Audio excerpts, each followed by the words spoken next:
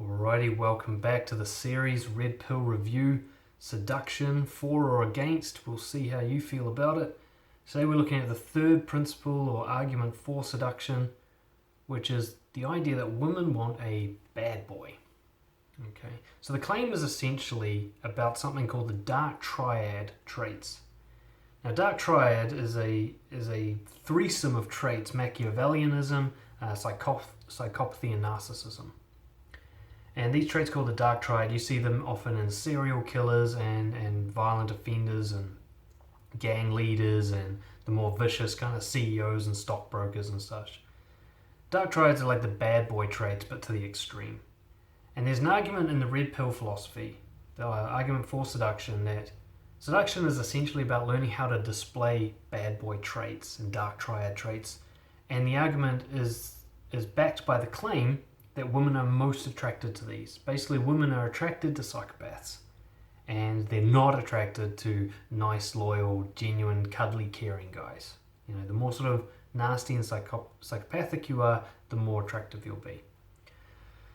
Of all the things I've read about the argument for seduction, I think this one is the most harmful, the most dangerous, and the most fucking wrong. And so I'm going to be looking at this not necessarily just from a moral standpoint, but from a scientific standpoint. The idea that women are more attracted to this form of behavior and that behaving in this way will help you, I believe, is just outright incorrect. Not to mention quite immoral and damaging. So when Red Pill talks about seduction, it starts to become really specific about displaying these kind of predatory Dark Triad traits and adopting quite a psychopathic mindset about women, kind of seeing them as sexual objects to be conquered, to see them as numbers, as quantities, like a psychopath. I've worked with psychopaths for many years, and the Red Pill view on women, it looks like it's written by psychopaths, and I suspect a lot of the time it is. Because I've been researching the leaders. It's really hard to diagnose a psychopath, and I'm certainly not a qualified diagnostician, but I've worked with so many, I've read so much about psychopathy, and when I read like the leaders of Red Pill, I just have my psychopath red flags going off all the time. But I don't want to make any accusations because I'm not an expert on this. I'm not qualified to make that call, but I've just got to say what I believe. Some of the posts and articles in Red Pill go quite far with this, and they really recommend becoming a Dark Triad man. That Dark Triad is irresistible. They're essentially recommending a guy adopts the same personality and behavior traits as a serial killer. They don't necessarily mean serial killer, they don't use that word, but that's what a Dark Triad, that's where the origination of the Dark Triad model came from, was unpacking the minds of serial killers and psychopaths. If you're not naturally psychopathic, which means being in 1% of the population, highly naturally psychopathic in their traits, then using Dark Triad behavior traits and mindset would mean being fake. Okay, mean adopting a false mindset. So again, like I mentioned in previous videos, Red Pill quite often contradicts itself by promoting integrity and then promoting that you pretend to be a psychopath. Which one is it? You've got to choose. For most people, if you were to behave in a Dark Triad psychopathic way, a bad boy, you would be fake. You would be pretending because you're not really like that. It's just 99% of the population isn't. That's just been really strongly validated in science. The risk of adopting and promoting this Dark Triad style of seduction, being this bad boy, because not only does it promote dangerous behavior, risk-taking, selfishness, dominance, and aggression, it also paves the way for some really dark behavior, like sexual harassment and rape. You know, I've worked with a lot of rapists, and they have a very similar justification for why they did what they did as what I see in the Reddit forums and the articles and posts and blogs in the Red Pill community, and that's why this one concerns me the most. So one of the main problems, if we put aside morals, one of the main problems is that the claim that women are attracted to bad boys is presented as being the most scientifically accurate claim that Red Pill guys make, and yet it's the least cited and probably very unscientific as a claim. So let's have a look at some of the assumptions. One of the big assumptions that you see in red pill is that there's only two types of guys. There's the alpha male, bad boy, lover, and then there's this provider guy, this nice guy, this workhorse, this easy, comfortable, loyal companion. Sometimes called bad boys and nice guys, sometimes called red pill versus blue pill. Basically there's these two types, and there's always just two. Straight away we're getting into how unscientific this perspective is, because there's no way there's only two types of psychological profiles of men. There's no way. There is literally millions. If you take the most validated psychological science, you'll come across the big 5 personality traits, which is basically spectrums which everybody can be mapped on, and they stay pretty consistent with some exceptions.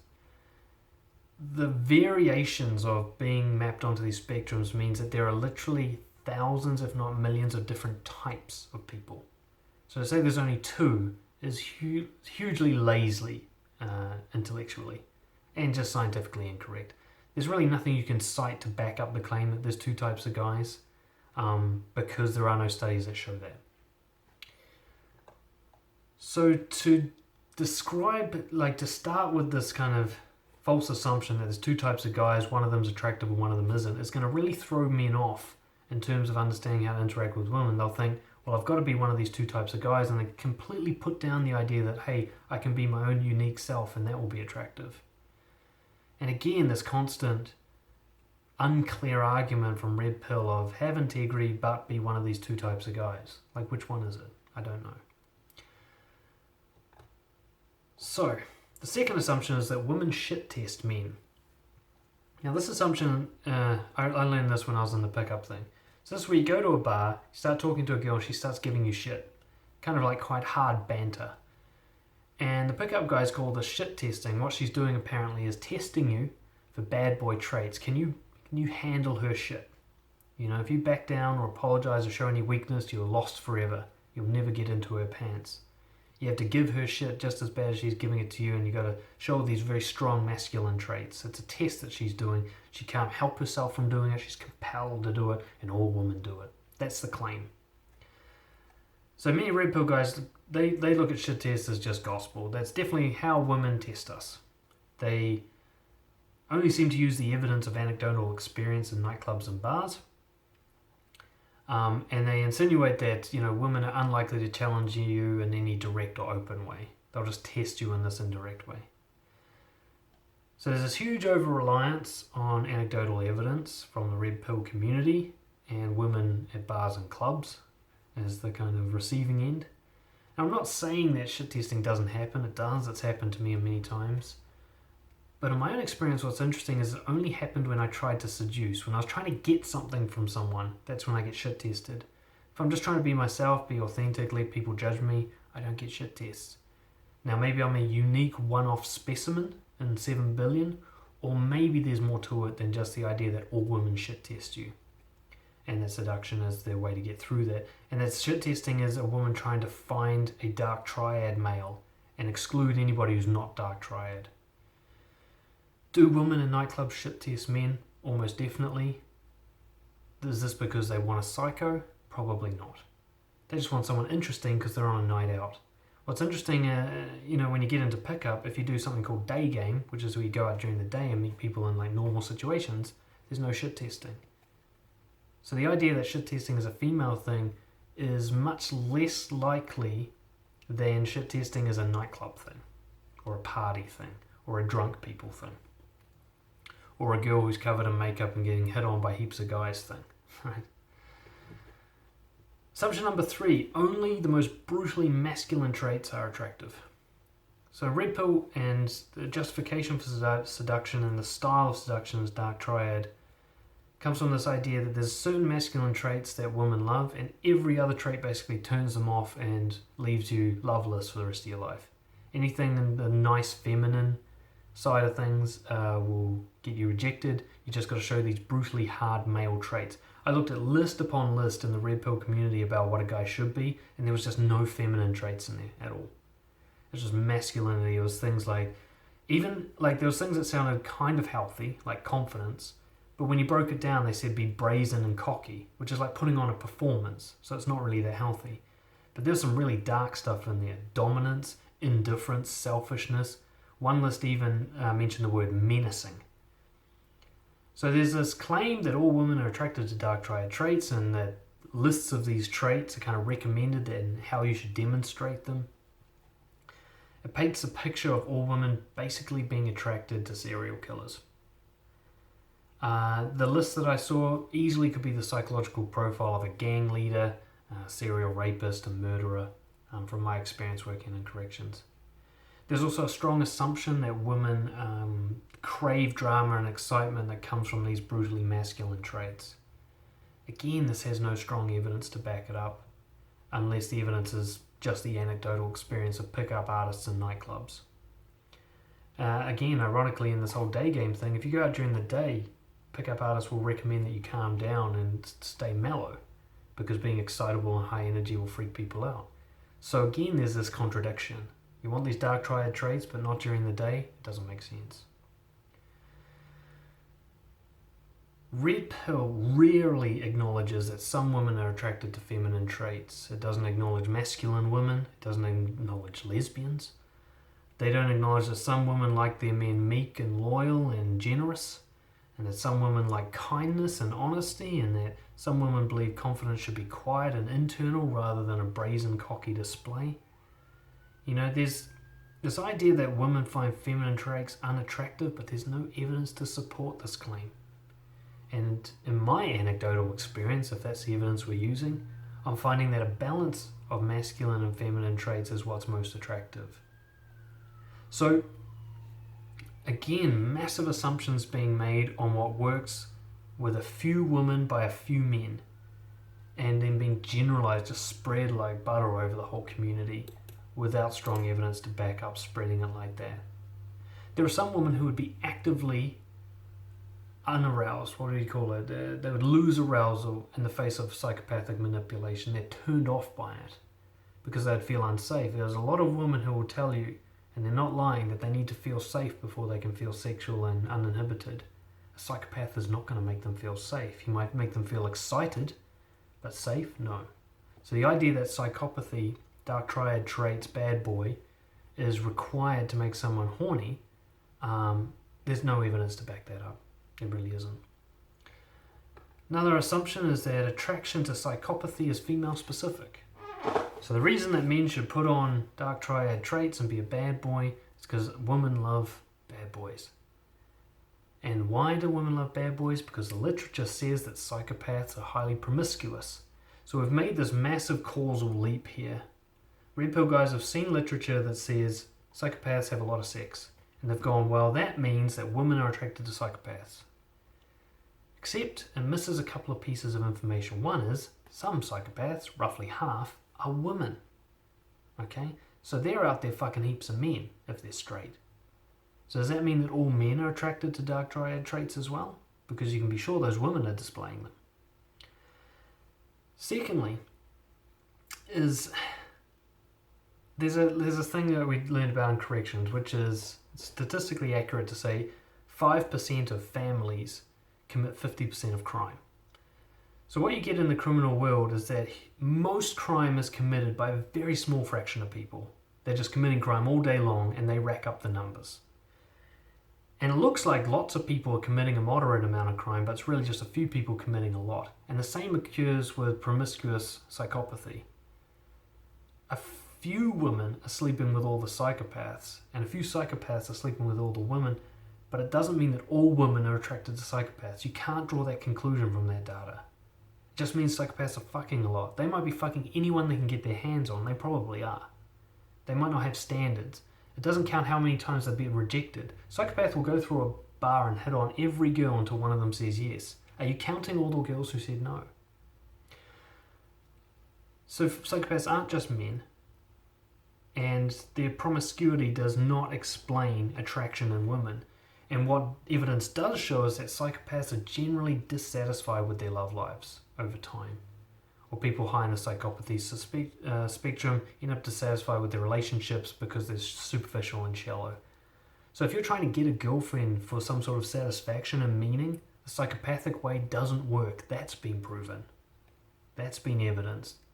And it takes a lot for a psychopath to be unsatisfied with a connection because they don't care about connections. So you can imagine how unsatisfying it is when you're pretending to be a bad boy and you're having the same results of meaningless sex and unfulfilling connections with people who are vulnerably and psychologically weak. The idea that women want psychopathic traits in a man is a massive stretch of data. It is a conclusion without substance. And it's most likely a hidden, veiled attempt by psychopaths within the manosphere, within the red pill community, to validate the way they treat women. Okay? There are a lot of people, I believe, in the red pill community who are highly psychopathic, and they're trying to spread their way of doing things amongst others with very, very loose and invalid references to science. Manosphere men, they're encouraged to focus on only the most destructive masculine traits. You know, the ones that we need for war and control and dominance, hunting traits, rather than those needed for family, fatherhood, connection, leadership, love, protection.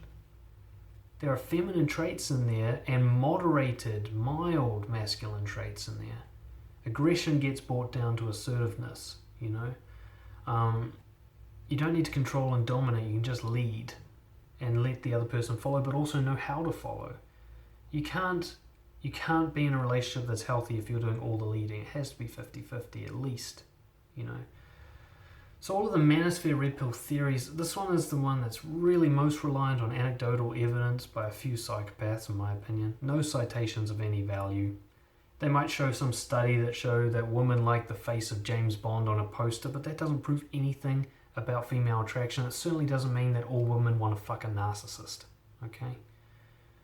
I believe that men need to be encouraged to discover nuanced integrity, to know what it means to be themselves, to express themselves in terms of opinions and emotions and beliefs and thoughts, rather than being pushed into one or two types.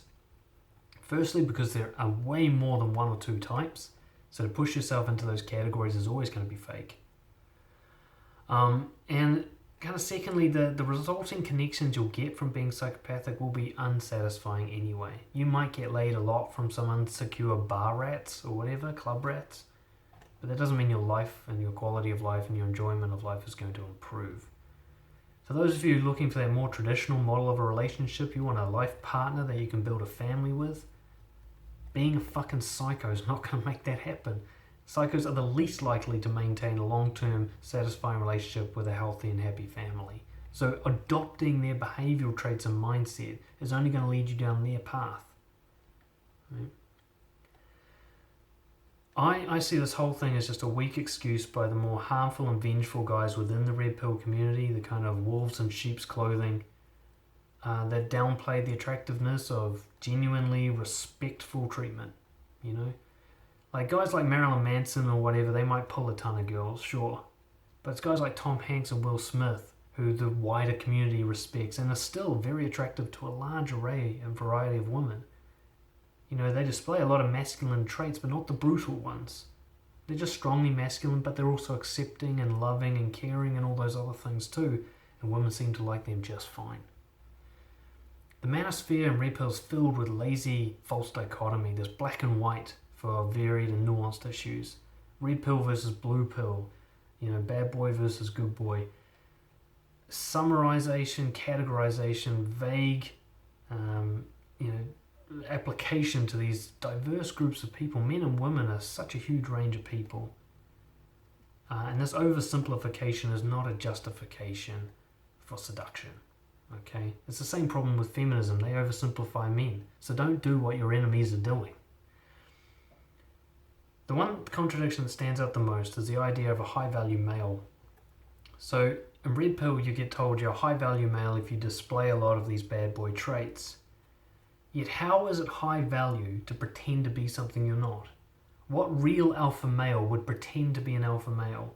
What real leader, what real man would try to make people like him? It doesn't make sense.